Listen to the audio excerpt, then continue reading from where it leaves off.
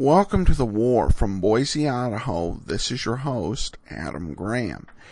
If you have a comment, send it to me, box13@greatdetectives.net. Well, with the early success of the invasion, one of the great dangers faced was the possibility of the American people becoming apathetic or at the very least war-weary. And it was crucial to see that that didn't happen. To find out where the American people stood, there'd be a great test in the summer of 1944, where the 5th War Loan Drive was held. And the needed results would be, it would be critical to see whether Americans would once again step up to the plate and help the country meet and exceed its goals. And to further that end, there was a series of dramas broadcast across most radio stations called 4 for the 5th. The series was produced and directed by Arch Oboler and William N. Robeson. And we'll take a listen to the second of these programs. The original air date was June 24th of 1944. And this is... I should say just at the start of this, I won't vouch for the historical veracity of every statement here, but let's go ahead and take a listen to the episode High Command, the second of 4 for the 5th. 4 for the 5th.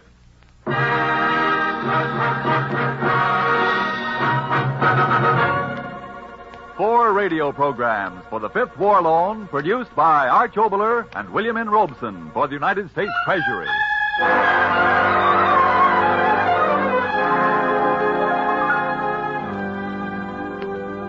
And starring on this broadcast, Mr. Paul Lucas and Mr. Eric von Stroheim.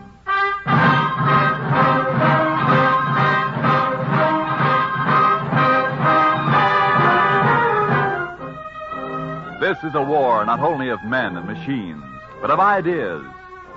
As the second of this special series of broadcasts about the ideas for which we fight and those which we fight against, we present High Command, a radio document written and directed by William N. Robeson and starring Mr. Paul Lucas and Mr. Eric von Stroheim.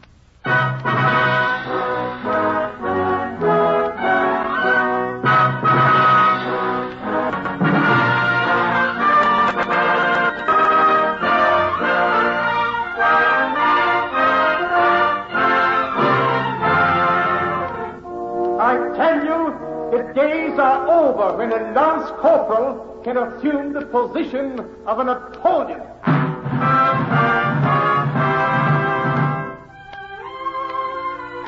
The lance corporal is the house painter, the little man who chews rugs, the jerk with the toothbrush mustache and the delusions of grandeur, that character with the comedy name Schicklgruber, at whom we so often poked fun in those days when we were whistling to keep up our courage.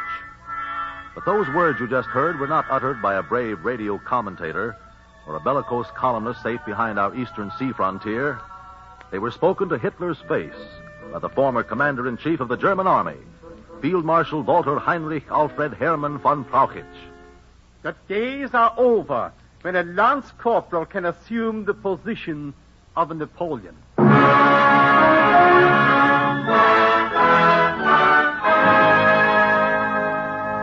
The hand of yesterday draws the picture of tomorrow. We'll examine that hand. We'll read that palm. But first, let's look at the picture. The scene is Berchtesgaden. You know Berchtesgaden, where der Fuhrer consults his intuitions and issues his orders. The time is not far in the future.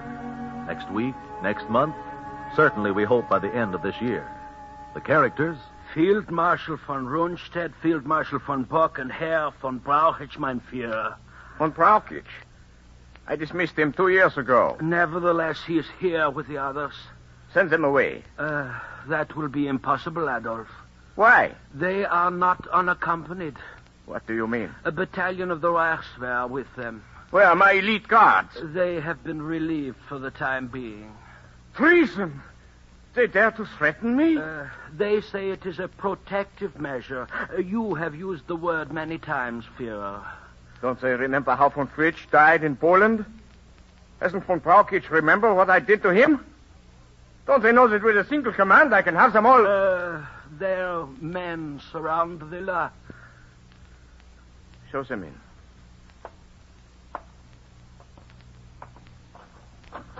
Gentlemen.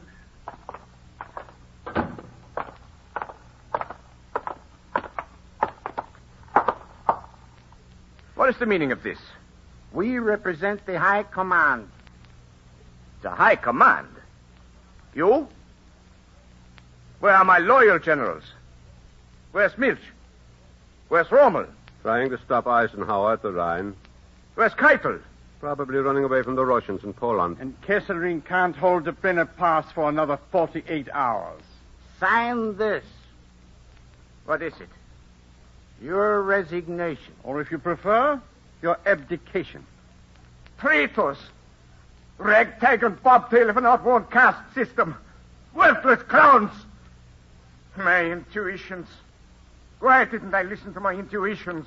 The same intuitions that made you attack Russia against our advice? And sent 500,000 men to their death at Stalingrad? Oh, ungrateful.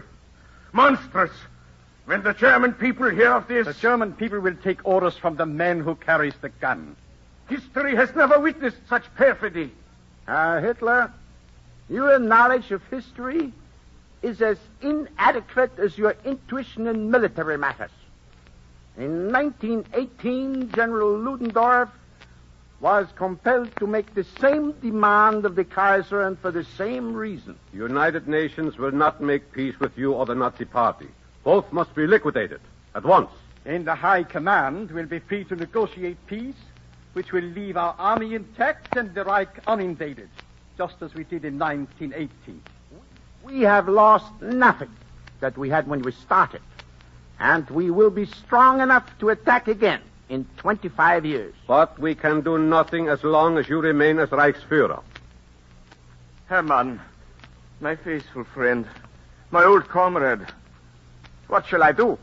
What else can you do, Adolf? Very well. When the Deutsches Reich calls, I, its humblest soldier, am willing to sacrifice everything. Fair as the theatrics, Herr Hitler. You're fortunate to escape with your life. Well, that's the silliest thing I ever heard in my life. John, don't you think that was silly? Yeah, these radio plays. Propaganda. Another war in 25 years. Well, when we get through with the Germans this time, there won't be nothing left of them. Well, we're going to march right down the Unter den Linden and hang Hitler to the nearest lamppost, if any of them are still standing. Why, we're... Pardon me, please. Huh? Is this 1944 or 1918? Huh? I remember the same brave American words in 1918. Only it was the Kaiser you were going to hang. And I believe he was to be suspended from a sour apple tree. Who are you? I am a German. And you, I believe, are John Manstreet, American. And, pardon me, Mrs. Manstreet. Oh, yeah, how'd you know? We have a file on you and Mrs. Manstreet at the Ausland Institute in Stuttgart. The typical American and his wife interest us very much. Very much. Who are you? Just a German. You might say you're opposite number. You could call me Herr Mannstrasse.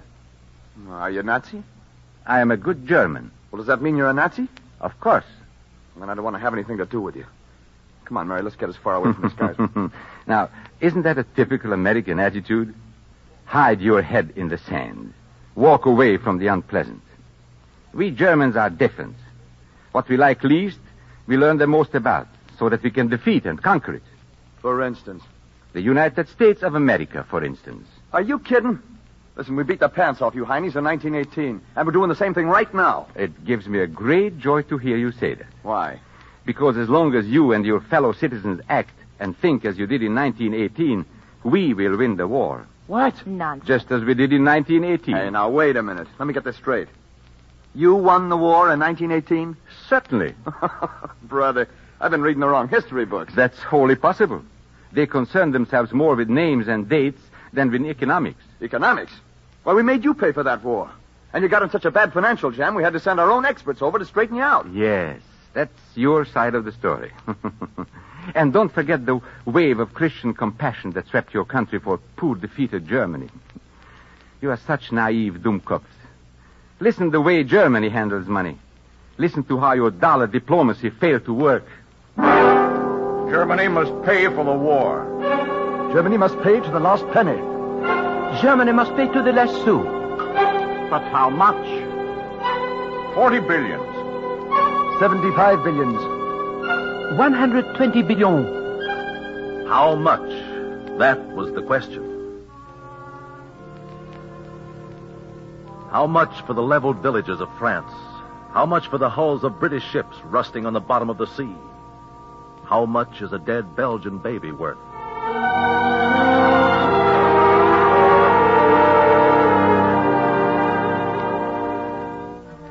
These men around the long green table are not sentimentalists. These are statesmen, lawgivers, practical men. This is the civilized world, victorious, sitting judgment on a beaten enemy. And you can't get blood out of a turnip, can you?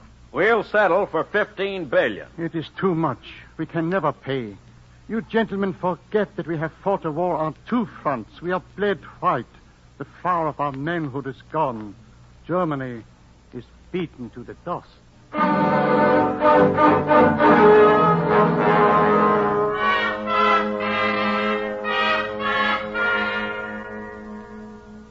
In Flanders fields, the sightless eyes of a million corpses weep dry tears for poor Germany.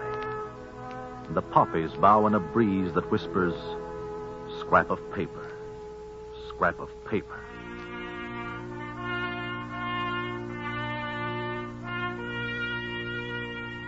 In Berlin, the high command sits. The costumes have changed, but the characters are the same. Dressed in drab business suits, the Junkers still rule Germany. You know the names of some of them. Ludendorff, von Hindenburg, von Mackensen, and the junior officers, the Fonds who today command the armies of the Reich. 15 billions. It is better than I had hoped for. The English are so civilized, and the Americans so sentimental. They will believe anything. If they're willing to let us off for 15 billions, why should we pay them at all? Precisely what I was thinking. We will need every mark we can lay hands on to rearm.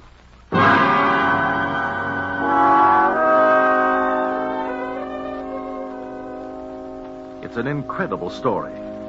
Incredible that the Germans would attempt such a swindle. Incredible that we let them get away with it. Here are the shameful and shabby facts. These are some of the items we permitted the Germans to charge off against their reparations bill. Here's a padded expense account for you. Item, the expenses of the Allied armies of occupation. Item, the cost of demobilizing the German army. Item, the value of the Grand Fleet, which the Germans themselves had scuttled at Scapa Flow. Although Germany is now saddled with an almost impossible reparation structure imposed by a revenge-seeking debt commission, there is no reason to believe that with help, German industry cannot stage a comeback. The plants still exist. The technical skills are there. We feel that German industry represents a real opportunity to the American investor. Excellent. Excellent. This is only one of many, Mynheer. The financial pages of the American newspapers are filled with such stories. They will respond. The American likes nothing better than 6% on the dollar. We responded, and so did the rest of the gullible, sentimental, civilized world. The details are too painful to enumerate. The disgraceful result was this. When a moratorium was declared in 1931, Germany had paid out only $4.5 billion. And had received in loans and investments $6.5 billion. Germany's profit from World War I, $2 billion.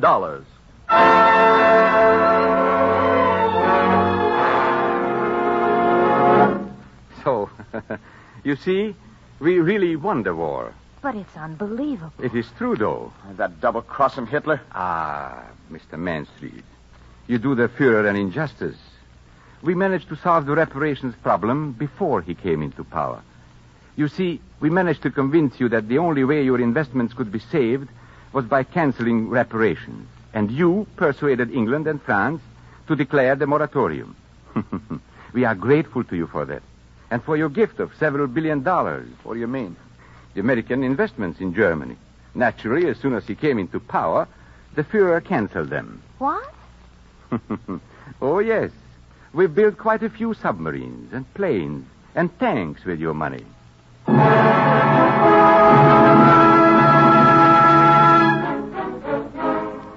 Of course, Herr Hitler gets too much credit these days. If you can call it credit. He thought up this jive about the master race, didn't he? Oh, my, no. Hitler is merely the contemporary expression of German supremacy. The plan existed long before Hitler. We have proved from history the characteristics of the Germans as an original people and as a people that has the right to call itself simply the people. Those words describing the rights of the master race were written long before Hitler, more than 100 years ago, by Johann Gottlieb Fichte. Between states, there is no right or might except that of the stronger. A state, even when on the very point of making war, should solemnly assert its love of peace and aversion to conquest. Theory? The words of a musty philosopher? Distant echoes from an ancient ivory tower? Listen. The German people have no thoughts of invading any country. Hitler in 1933. The assertion that the German Reich plans to coerce the Austrian state is absurd and cannot be substantiated. Hitler in 1934. Germany has concluded a non-aggression pact with Poland, which is more than a valuable contribution to European peace, and she will adhere to it unconditionally. Hitler in 1935. We have no territorial demands to make in Europe. 1936, the year the Rhineland was reoccupied. We have assured all of our immediate neighbors of the integrity of their territory as far as Germany is concerned. That is no hollow phrase. It is our secret will.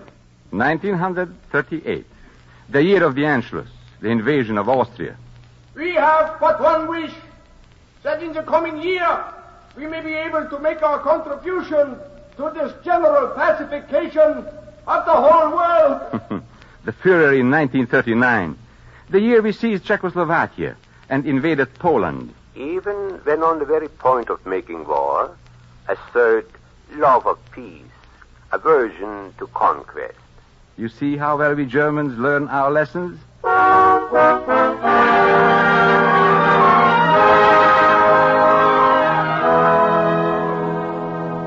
War is the only fit instrument for the achievement of a political policy. Who's shooting off his face now? General von Clausewitz. More than 100 years ago, he foresaw total war. Violence arms itself with the inventions of art and science. He foresaw blitzkrieg. An attack directed to the destruction of the enemy which has not the boldness to shoot like the point of an arrow direct at the heart of the enemy's power can never hit the mark. This we have proved in Poland, Norway, Holland, France, and Belgium. Yeah, how about Russia? A mistake of the Führer, not of the High Command. And England? An island of little importance. Clausewitz teaches us to strike at the heart of the enemy's power. We know now that means Detroit, Pittsburgh, Dallas, Baltimore. Huh? Oh, yes. You will become the slaves of the master race. If not in this war, then in the next. Oh, but we're fighting this war, so there won't be any more wars. Precisely the reason why you fought the last one. And while you piddle in such democratic and utopian dreams, while you mouth your puking for freedoms, we live by stern realities. Here is truth. Here are the words of Heinrich von Treitschke. War is just and moral, and the ideal of eternal peace is both unjust and immoral and impossible. God will see to it that war shall return again. Every sovereign state has the unquestionable right to declare war when it so desires, and therefore it is possible for every state to cancel its treaties. If that's your racket, I don't see why nations go on doing business with you. Why don't they get wise? Why? Well, my American friend, one of your countrymen explained it very simple. P.T. Barnum, I believe his name was, a regisseur of some note. Remember? There is a sucker born every minute. Oh, yeah? Well, another American said, you can fool all of the people some of the time, and you can fool some of the people all the time. But you can't fool all the people all the time. I wonder, Mr. Manstreet.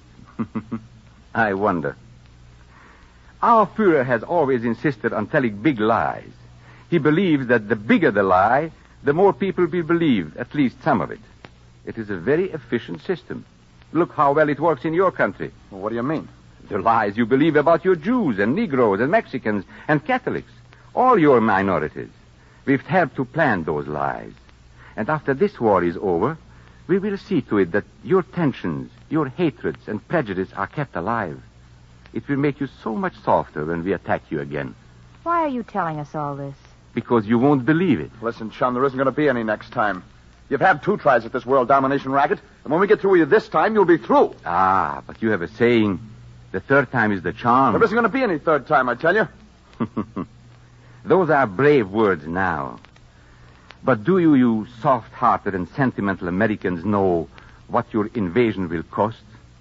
Will you be able to bear page after page of your newspapers filled with the list of your dead? Do you think your sentimentalists will be silent then?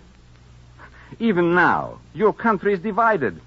Your East Coast is at war with us, but your West Coast thinks only of the war with Japan. And in between, isn't it true that your people in the Middle West are sick and tired of the war? You've gone without gasoline and rubber tires, and you've scrimped on shoes and liquor, and all of you are pretty fed up, aren't you? You are grumbling, and we know. We helped to start the grumbles. And now you are trying to attack us on our own ground. You are trying to invade, and you are going to lose hundreds of thousands of your finest young men. For what? You are going to ask yourselves. Peace now, your brown-tongued orators will bellow. No foreign entanglements. Get the boys home by Christmas. What's left of them, your mothers will plead. We know you Americans. Germany is counting on you.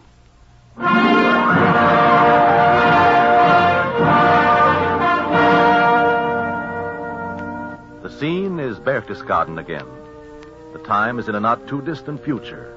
And a few minutes after Herr Hitler has been permitted to flee to the sanctuary of one of those neutral countries which still refuses to distinguish between political refugees and global criminals. The characters, the High Command, the same old gang. Their grandfathers unified Germany and crowned Wilhelm I emperor in Versailles in 1871. Their fathers made the deal at Compiègne in 1918. And as their fathers did then, they have just fired their front man. The German High Command, which has ruled Germany for nearly a century, carries on. Well, gentlemen, now we can get down to business. What are your feelings about peace terms? The policy we followed in 1919 will do admirably now. Object to everything, cry poverty, and play upon world sympathy. We are in a much better position now than we were then. The machinery, the art treasures. Now we have the loot of all Europe. Of course, you realize they will push us back to our old borders. We will probably even lose Austria for the time being. That's all right. What good is France or Poland or Norway to anyone now? What are the latest figures on Poland, von Bach? Oh, I've lost count, General. We must certainly have annihilated at least 3 million Poles and Jews, and a great percentage of the young women have been sterilized. There's not much danger of Poland breeding a generation of fighting men in the next 25 years. How about France, von Rundstedt? Well, you know Hitler has had 1.5 million Frenchmen in prison camps and labor battalions since 1940. They're worthless as fathers now. And in France itself, we've managed to increase the death rate over the birth rate. The children that are still alive are quite worthless. Starvation is so much more effective than machine guns, especially with the young. We agreed before this war began that our great mistake in 1918 was to spare the civilians of enemy countries.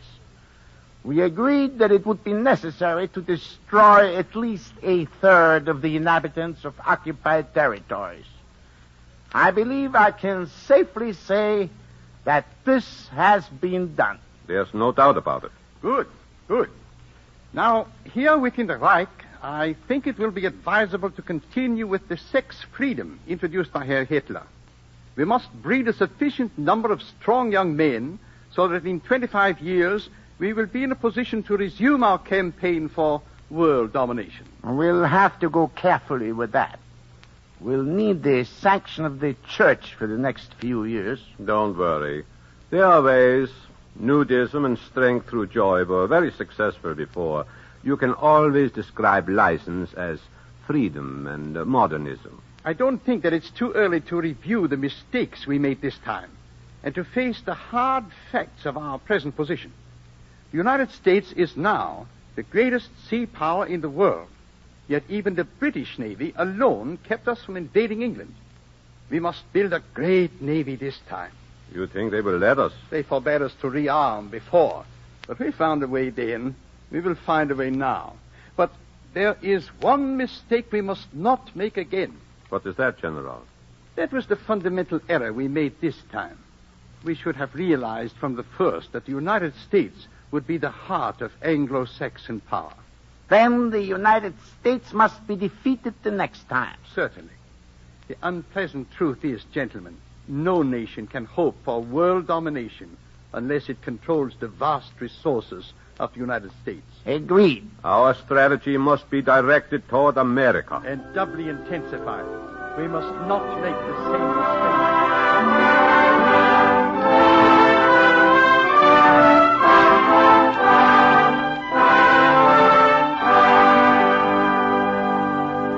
That's Buck Rogers stuff. You can't get away with that in this day and age. You don't have to take my word for it. Just read your own newspapers. Right-hand column, page 3, New York Times of May 26th. An Associated Press dispatch from London, dated May 31st. The 3-column story on page 5 in the New York Post of February 5th. Page 51 on Life magazine for May 8th. Our plans are not secret. That's a lot of propaganda. The Führer said the bigger the lie, the more likely it is to be believed. But you, Mr. and Mrs. Mansfield, prove another axiom. Huh? What? The bigger the unpleasant truth, the less likely it is to be believed in America.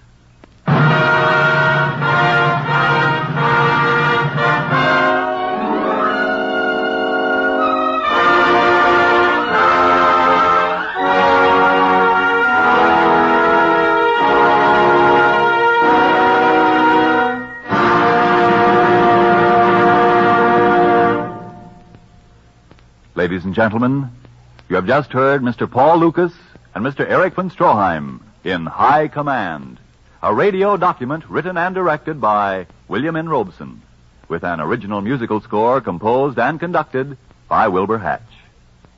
And now, a word from Mr. Paul Lucas. Ladies and gentlemen, the words and sentiments which I expressed in the part I have just played are as loathsome to me, a naturalized American citizen, as I know they are to you who are native-born. But these words had to be said. These ideas had to be exposed. All of us must realize that there still exists on this globe, and will continue to exist, unless we are extremely careful, a group of ruthlessly clever and utterly unscrupulous men who are plotting a future of humiliation and slavery for us and for our children. This is not an hysterical overstatement. We are not viewing with undue alarm. What you have heard is sober fact, authenticated and documented many times over. Now, this cancer must be eliminated. This virus must be killed. This war must be prosecuted until it ends in the unconditional surrender of the German people, the Nazi Party, and the dangerous murderers who control them both, the German High Command. Now, your part in this campaign for the extinction of evil is simple and clear. Back the attack by more than before.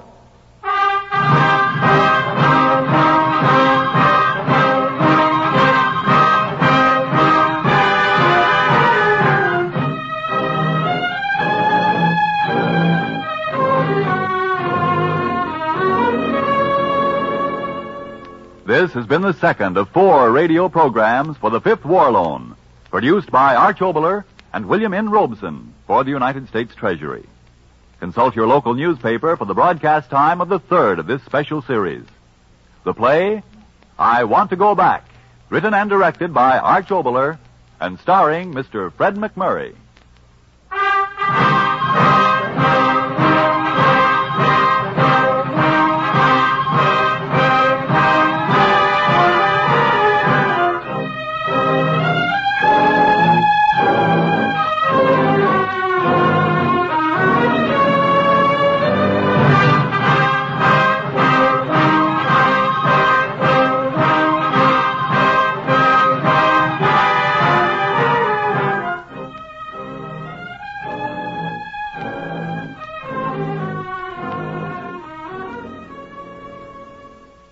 Welcome back.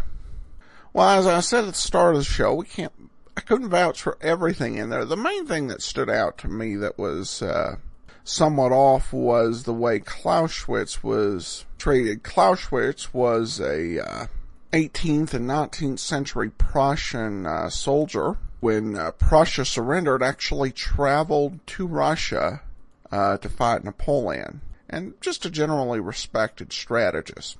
But this was the war, and we were concerned about keeping people engaged. Of course, we know that the biggest problem with the premise was that the military high command and professional soldiers wanted to take control from Hitler, and some were even willing to plot assassination against Hitler. But ultimately, these efforts failed. I do think that there had been any sort of negotiated settlement with Germany, it probably would not have helped the stability of the world situation, which was what they were trying to avoid and to spur people on to more donations. That will do it for today. If you have a comment, email me, box13@greatdetectives.net. I welcome your story or that of loved ones who served during World War II. Ken Curlin provides our opening theme music, KenCurlin.com. I am your host, Adam Graham. This series is provided as a service of the Great Detectives of Old Time Radio, GreatDetectives.net.